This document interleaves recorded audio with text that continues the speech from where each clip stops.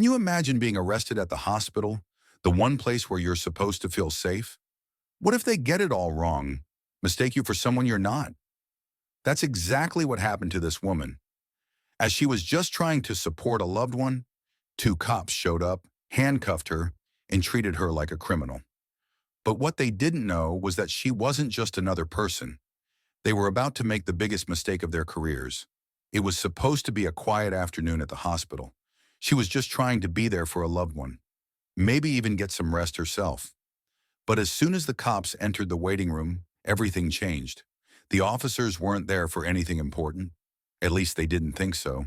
They assumed she was just another woman sitting in the hospital lobby, waiting for some paperwork. They didn't know her name. They didn't care. All they saw was a black woman, and that was enough for them to act. They didn't approach her gently. They didn't ask questions. They just started telling her to stand up, pushing her out of her seat, demanding her ID. No explanation, no courtesy. She was confused, disoriented.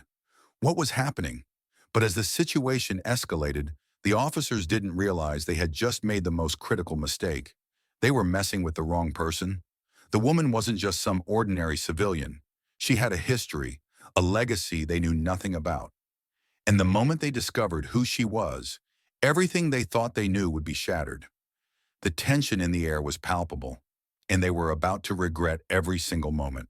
As the officers closed in, everything about the situation felt wrong to her.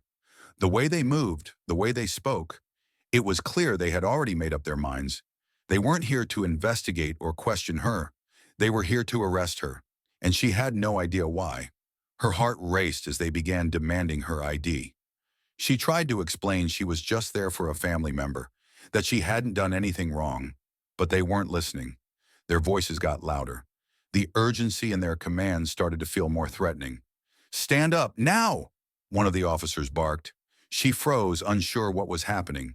Was she being arrested for something she didn't even know about?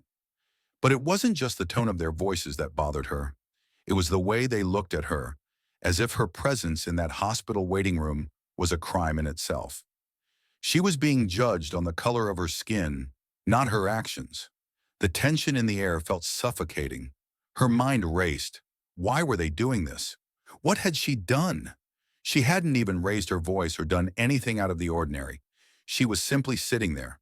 As one officer reached for her arm, she pulled away instinctively. She didn't know why, but something inside her told her she couldn't let them touch her.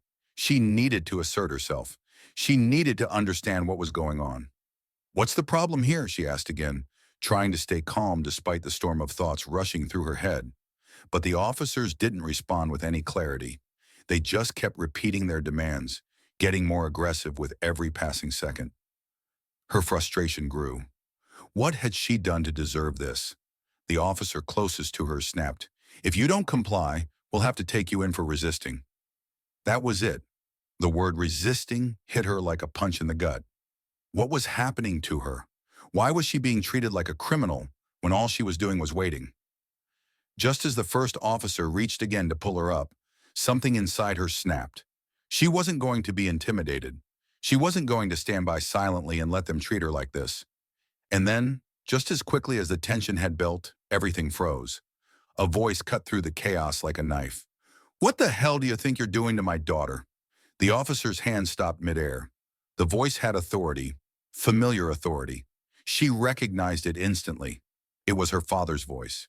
The officer's eyes darted toward the source of the voice, and it became clear. This was no ordinary woman they were harassing. The man who had spoken wasn't just any man. He was the chief of police. Her father, standing at the entrance to the hospital, had a presence that made everything else feel small.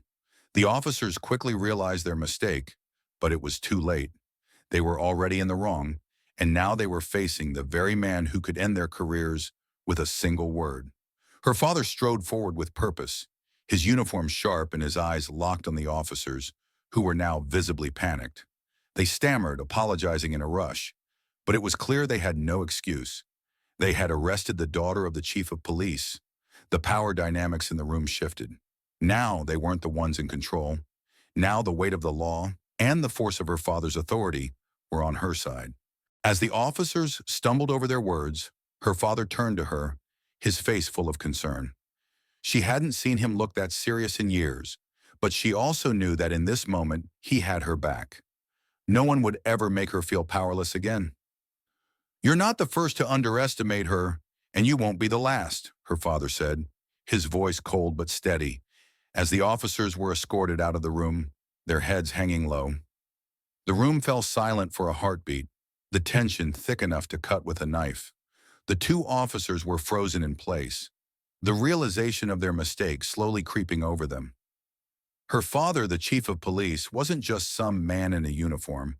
He was the law. They had made the wrong call, and now they were facing the consequences. The woman stood tall, her head held high despite the anger rising inside her.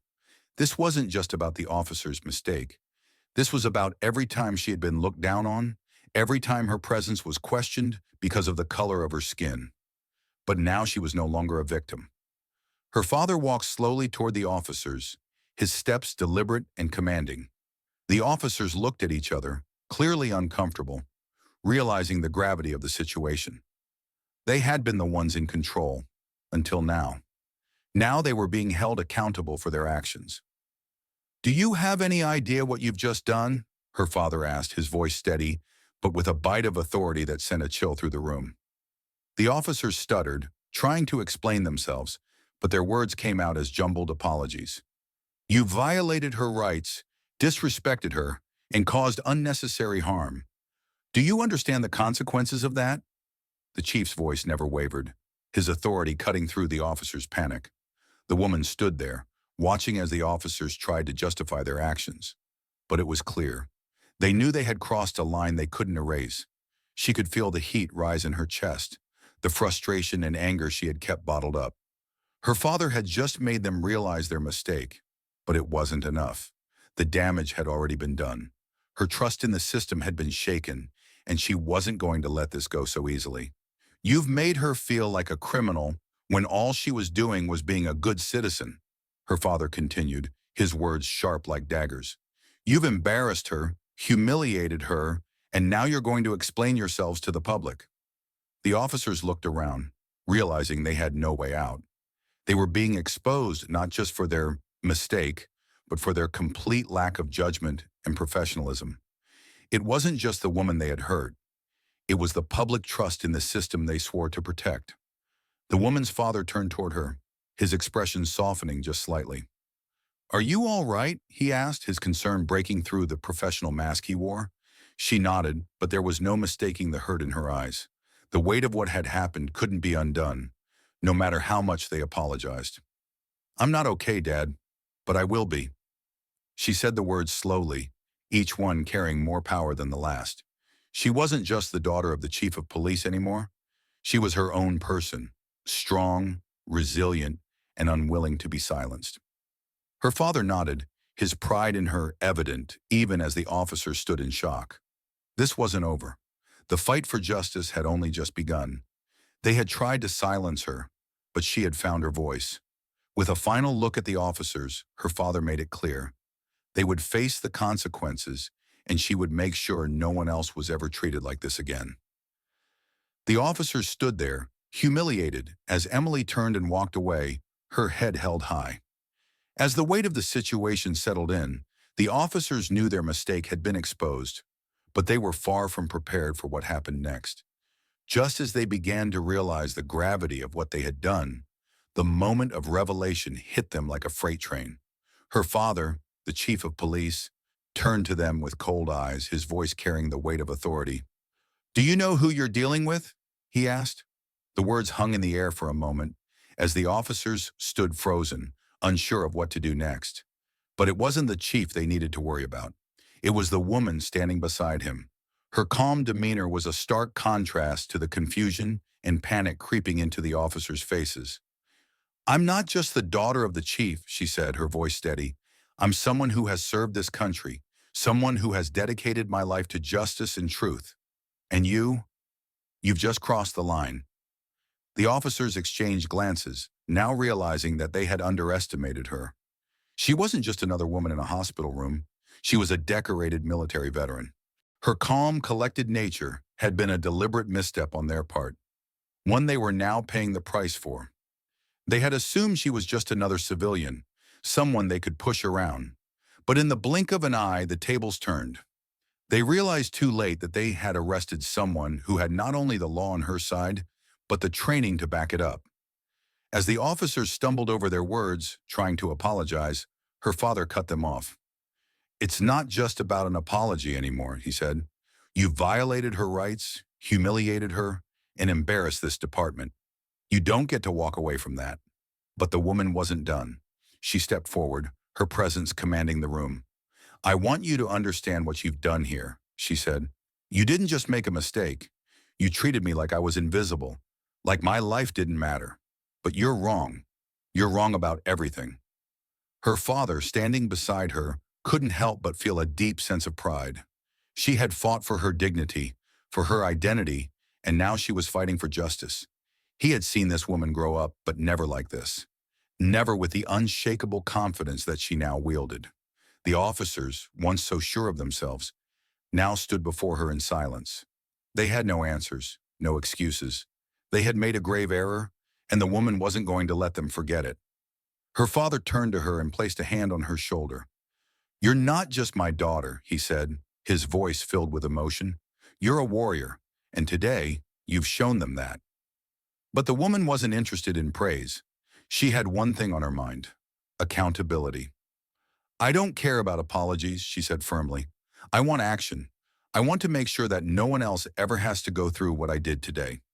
Her father nodded. "We'll make sure of that." As the officers quietly left the room, their heads hung low in shame, the woman's words still echoed in the air. It wasn't over. This wasn't just about one mistake. It was about changing the system, holding people accountable, and making sure that nothing like this ever happened again. She had proven to them and to herself that no matter how much power they thought they had, they could never silence her. The officers stood there, their heads low, their faces flushed with humiliation. The realization of their mistake hung heavily in the air. They had tried to silence her, but in the end, it was their own actions that spoke louder than words.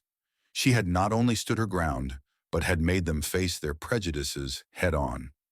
As her father, the chief of police, prepared to take action, the woman's mind raced. What had they thought? That they could intimidate her? That her identity didn't matter? It wasn't just about what had happened in the hospital today. It was about a system that too often overlooked her worth, her power, simply because of the color of her skin. She took a deep breath, her father's presence grounding her. "This isn't just about me. This is about everyone who's been treated unfairly, without reason. It's about all the people who've been pushed aside because of their race, their gender, or their background." She glanced toward the officers, their eyes still glued to the floor. "You're not the first to underestimate me, but you'll remember me. And you'll remember this day, because I'm not just someone you can push around." Her father nodded, his pride in her visible. He had always known she was strong, but today she had shown the world just how strong. He wasn't just proud of his daughter. He was in awe of her resilience. He knew it would take more than just an apology to fix what had been broken, but he was ready to fight for the justice she deserved. The officer's apology felt hollow, but it didn't matter. Words weren't enough to erase what had been done. They had tried to silence her, but she had already found her voice. "I want you to understand the weight of this moment," she continued, her eyes never leaving theirs. "This wasn't just a mistake. This was a reflection of a broken system, and I won't stop until it's fixed. I won't let this happen to anyone else." Her words were powerful, reverberating through the room. She wasn't just speaking to the officers. She was speaking to everyone who had ever been marginalized or silenced. She had taken the first step, and now it was time to take the next. Her father turned to the officers one last time, his tone unwavering. "You've hurt my daughter, and you've hurt this community." His eyes locked on them, his anger still simmering beneath the surface. "You will be held accountable. This won't go unnoticed." The officers nodded, clearly defeated. They knew they had lost. They had underestimated her, just like so many others had done before. But unlike the others this time, there would be consequences. As they left the hospital room, the woman turned to her father, her expression softening. She had no illusions about the road ahead. She knew this was only the beginning. But she also knew something had changed inside her. She wasn't just the victim of a system that had failed her. She was the catalyst for change. Her father looked at her with a sense of pride and relief. You've done something I couldn't. You've shown them the power of standing up for what's right. He paused for a moment, then added, and you've shown them the importance of treating people with dignity, no matter who they are. As they left the hospital together, the weight of the situation began to settle in. The battle wasn't over, but she was no longer afraid. She had found her voice, and with it, she would change the world. One moment, one person, one injustice at a time. As the woman walked away from the scene, the weight of what had happened started to sink in. The officers who had once tried to control the situation were now nothing more than a blur in her rearview mirror. She had won, not just for herself, but for everyone who had ever been silenced, who had ever been treated unfairly because of the color of their skin. She had shown that standing up, even when it's hard, is the only way to bring change. Her father, the chief of police, had been a rock beside her, but this fight was her own. She had proven that no one could control her narrative, no one could define her by their assumptions. But even as the victory felt sweet, she knew that the battle wasn't over. There was still so much work to be done. She turned to face her father, eyes filled with determination. This isn't just about us, she said. This is about everyone who's been treated like they don't matter. And as the woman walked forward, leaving the hospital behind, she made a promise to herself and to the world. She wouldn't stop fighting,